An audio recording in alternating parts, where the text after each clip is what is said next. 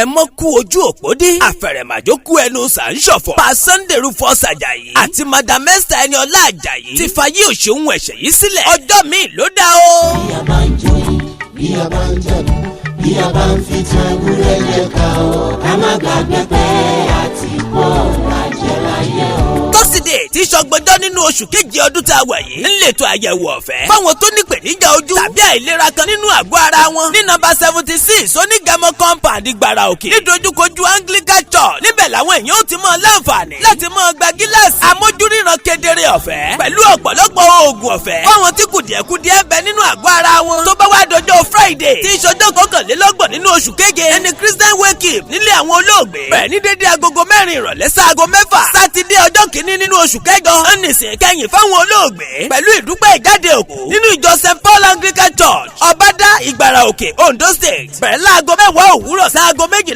ọ̀sán. ayẹyẹ ìgbàlejò àtijọ́ ẹni ọmọ sí ni yóò mọ tẹ̀lé lónírẹ̀bùtù ní the Premier Hotel Mọ̀lété Ìgbàrà Òkè. pa Sunday Rufus Ajayi àti madam Esther Eniola Ajayi o gbogbo àwọn ọmọ tẹ́ ẹ fi sílẹ̀ sókè pẹ̀ ni wọ́n ń kéde.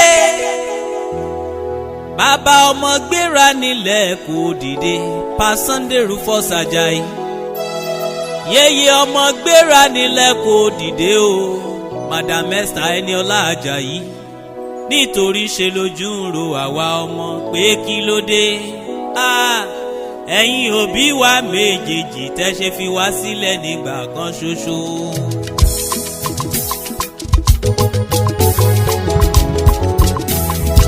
ẹni ọmọ sí ló bímọ bàbá ó di gbére ẹni ọmọ sí ló bímọ màmá ó dábọ̀ o ẹni ọmọ sí ló bímọ bàbá ó di gbére ẹni ọmọ sí ló bímọ màmá ó dábọ̀ o lọ́jọ́ tá bá dàgbà láyé ká kú sọ́wọ́ ọmọ. ẹni ọmọ sí ló bímọ bàbá ó di gbére ẹni ọmọ sí ló bímọ màmá ó di gbà o lọ́jọ́ tá bá dàgbà láyé ká kú sọ́wọ́ ọmọ. gbogbo ìlú ń ṣe dáròyìn bàbá ó di gbére gbogbo ẹbí ń ṣe dáròyìn màmá ó di gbà o àwọn ọmọ ń ṣe dáròyìn pé ó di gbére gbogbo ọ̀rẹ́ ló ń ṣe dárò wípé ó di gbà o lọ́jọ́ tá bá dàgbà láyé ká kú sọ́wọ́ ọmọ.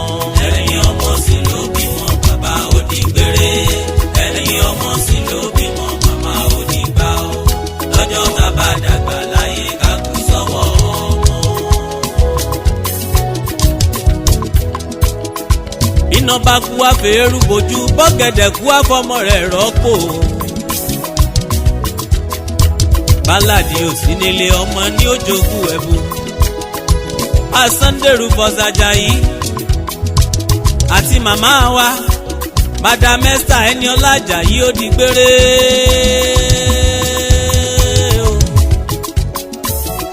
gbogbo àwọn ọmọ ló ń ṣe dàrò gbogbo mọ̀lẹ́bí ló ń ṣe dàrò ẹ̀yìn ẹni re.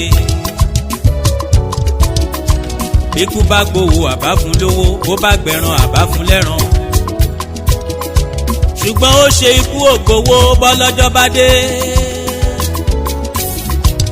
ikú ó gbàgùtàn bọ́lọ́jọ́ ó ti má wọn òbí wa lọ.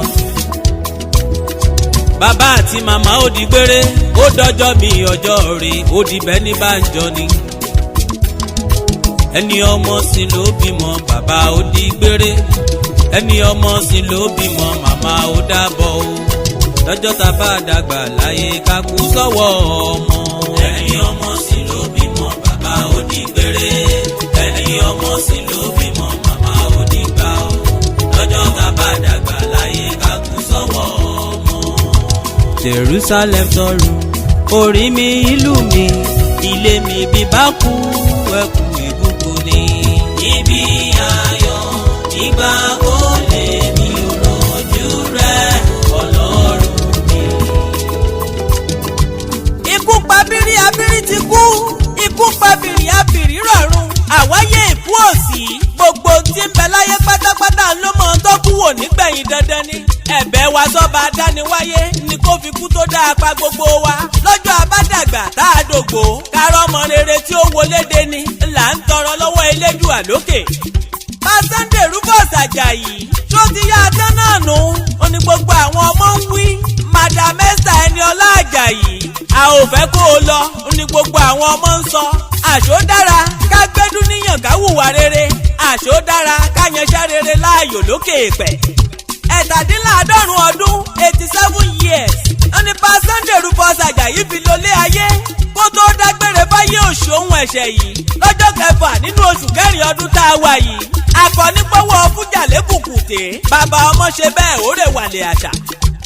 ọgọ́rin ọdún gẹ́rẹ́gẹ́ ẹni màmá wa Esther Eniola Ajayi lò kíkú tó yọwọ́ rẹ̀ nínú àwo tangaran. màmá ò sọ pé òun ò gbáyé mọ́.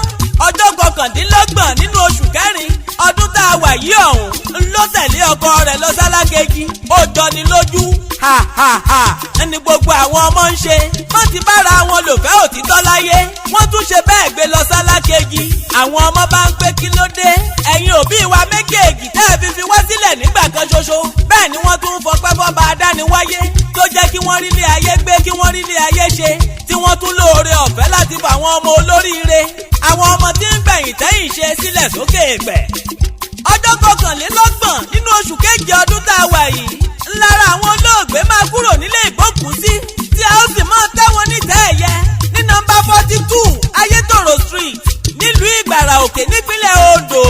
dédé agogo 4 ìrọ̀lẹ́ ọjọ́ yìí sáago 6 ọ̀nì Christian wake up nílé wọn. ṣáájú lọ́jọ́ tọ́sídẹ̀ẹ́ tí ìṣọ̀gbọ̀njọ́ nínú oṣù keje ọ̀hún ń lètò àyẹ̀wò ọ̀fẹ́ fáwọn tó nípèníjà ojú àtàìlera kan tàbí míì nínú àgọ́ ara wọn.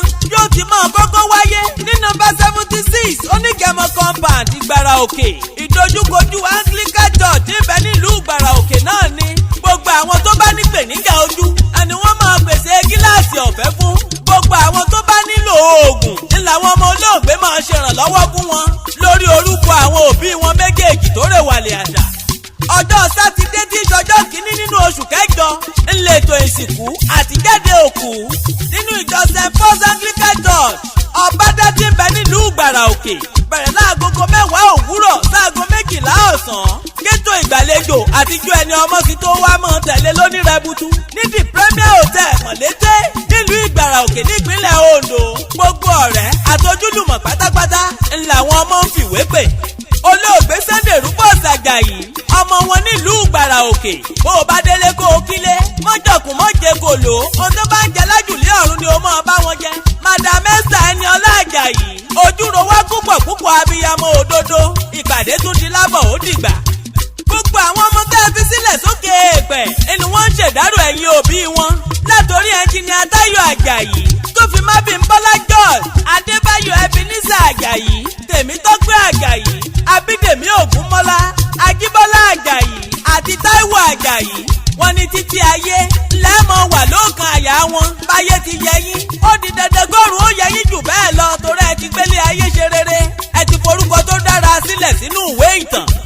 late Sunday Rufus Ajayi ọmọ wọn nílùú Ìgbàrà Òkè ọmọ ọta pẹ̀tẹ́ ọmọ ọta gogoro ẹ̀yin gangan lọmọ ọta gulé ọmọ ọta gbẹ̀mírìn lórí jógègé ọmọ ọwá ọmọ ẹkùn ẹ̀ṣọ́ oríta Ègìrì Òkè ọmọ arúgbàdóládé èṣèbí lọ́ọ̀pá ńlùyìn èṣìdálẹ̀rín ni. olóògbé Sunday Rufus Ajayi máa ṣètọ́jú ìyàwó rẹ lọ Madam Esther Eniola Ajayi ọmọ wọn lákùrẹ́ olóyè mẹ́kùn Àkúrẹ́ lómi méjèèjì hàn pégégi láàlà aláṣẹ bẹ́ẹ̀ parada àládomi arẹmọ Àkúrẹ́ ọmọ amúdàsílẹ̀ fogun ẹnu tún ní ṣe. Madam Esther Eniola Ajayi ọmọ ojúmọ́ òde ọmọ ọlọ́ní gbọ̀ràn ọmọ ọlọ́ní bọ́kọ yẹ́rìyẹ́rì ọ sọ̀rọ̀ gidi erúkọ balóró ọní ọ̀tìpámọ́ òkú sùnlé oríye rọmọ bí onírúgbá ọ̀rọ̀ àtàtà ènìyàn bí oníràdímù. Madam Esther Eniola Ajayi ọmọ alágbàdo ọ̀rárá ọmọ olígbàdo àyà ìyá tí ìkẹ́dùn aya kígbòrògì aya kí èyí kó kù síbẹ̀ ó tó ṣọmọ lóore. ẹ̀yin gẹ́gẹ́ lọmọ onínú oko kan ṣìnà yìí sí ọmọ onínú oko àjàǹrẹ̀rẹ̀ ọní pàtàkù abẹ́sà ọ̀ṣọ́mọ ọba mọ́lẹ̀ ọní àkátàkìtì ó jí lálẹ́ bẹ́ẹ̀ bẹ̀rẹ̀ ọmúgba ọní ṣùdèlé ó di gbére ó dìgbà ó dìgbà ó di gbére. pa Sunday Rufus Ajayi àti Madam Esther Eniola Ajayi ìpàdé di lẹ́sẹ̀ Jésù Kristi lókè. ẹni ọmọ sí ló bí